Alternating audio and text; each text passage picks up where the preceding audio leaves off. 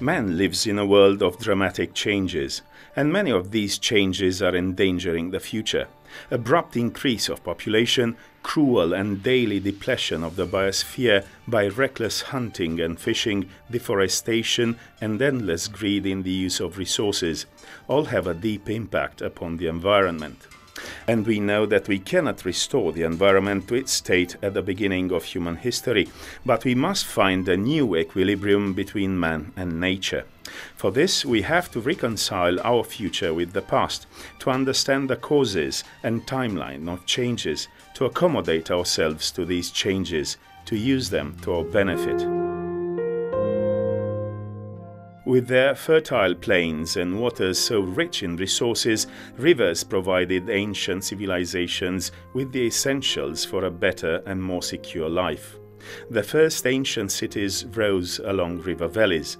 Humans started to understand the complexity of natural phenomena by observing how the rivers, so crucial for their lives, continually changed and adapted their lives correspondingly.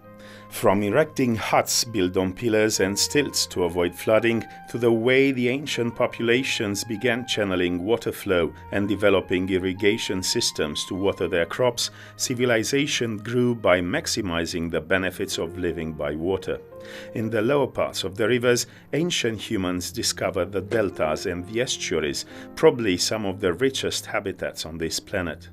The wealth of these areas, where the river and marine waters mix, has always been limited by the need to understand the rules of nature and to avoid the hazards. The sea has been the gate to the entire planet. Dangerous but always fascinating, it has provided humans with resources and a way to communicate and establish contacts between the various civilizations. The ancient mariners have always looked for the mouths of rivers as places of wealth and fortune and gates to new territories. Humans from all ages of history tried to obtain the best of the resources provided both by the rivers and the seas.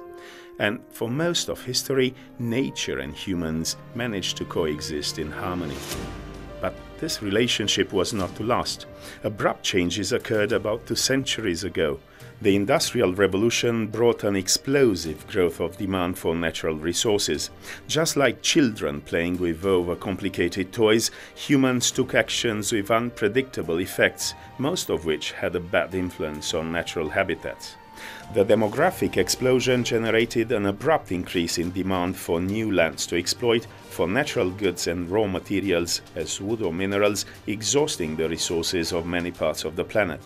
Rivers, river mouths and the seas under their influence have been subject to dramatic abuses, nowadays being some of the most affected environments. The development of towns and cities along the rivers, from the upper parts downstream to the coast, left little or no space for the constant and natural change and evolution of the watersheds. Discharges of polluted waters from industries and towns along riverbanks contributed to the degradation of water quality. Increasing populations in towns and cities resulted in large areas of the alluvial plains being transformed into agricultural lands, with fertilizers and pesticides leaking into rivers and washed down towards the seas.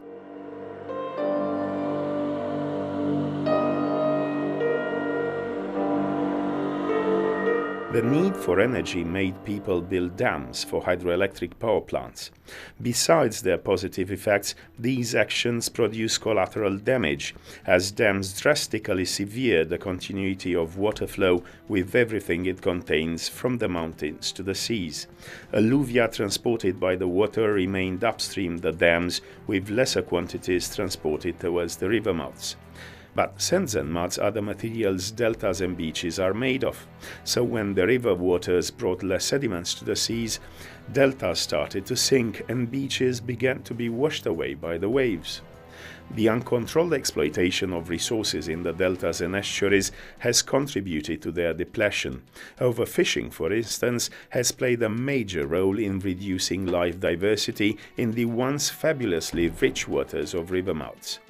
Global climate change is adding further stress to lakes and river systems already dramatically affected by the excessive human engagement.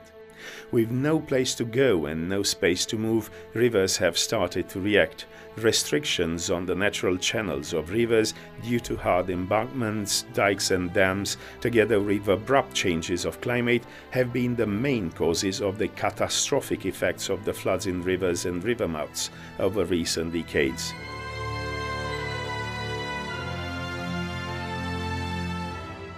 What can we do? We are trying to find solutions so we can return to living in harmony with rivers, the seas they influence, and the zones where they meet. And Europe is in the forefront of research. The Water Framework Directive is the first comprehensive strategic policy aiming to restore water quality and availability to good levels at the scale of an entire continent. Many universities, research centers and companies have been involved in finding ways to improve the quality of natural habitats along the rivers from the mountain peaks to the seas. But there is still an enormous amount of work to be done.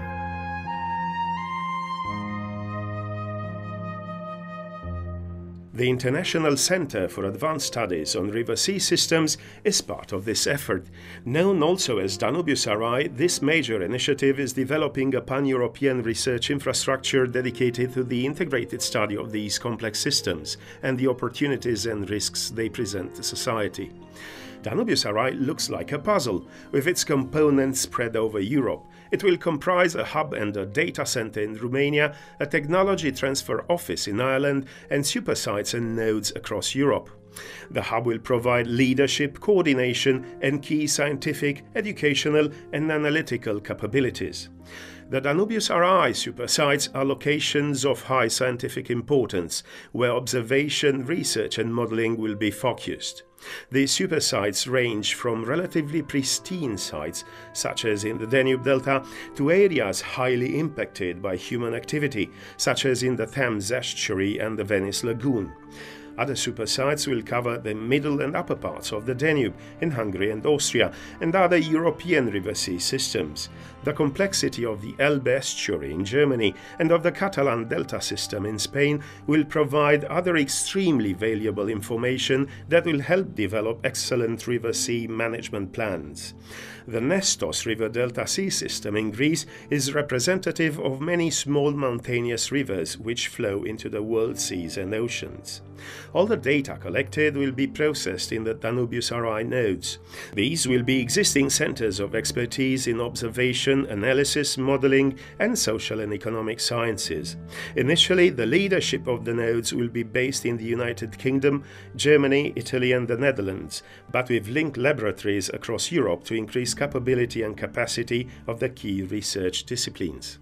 There is an explanation for the complexity of this interdisciplinary research infrastructure. Traditional scientific vision, whether discipline-specific or with separate freshwater and marine disciplines, has not managed to provide sustainable solutions for the many problems. A new approach is needed to tackle these complex systems, an approach that will enable studies that cross disciplines and cover rivers from their source to the sea. And Danubius RI intends to be the infrastructure that will ensure that this new approach becomes reality. The importance of this approach is shown by the recognition of Danubius RI as new project on the 2016 roadmap of the European Strategy Forum on Research Infrastructures, ESFRI, and as flagship project for the European Union strategy for the Danube region.